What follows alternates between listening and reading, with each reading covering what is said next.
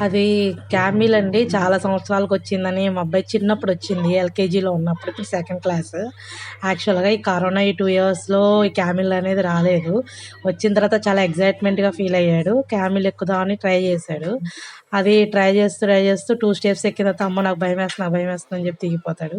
దిగిపోయిన తర్వాత మళ్ళీ వాళ్ళ ఫ్రెండ్స్ అందరూ వచ్చి ఎక్కుతుంటే ఎక్కాలని మళ్ళీ అనుకోని అమ్మ నాకు భయం పోయింది.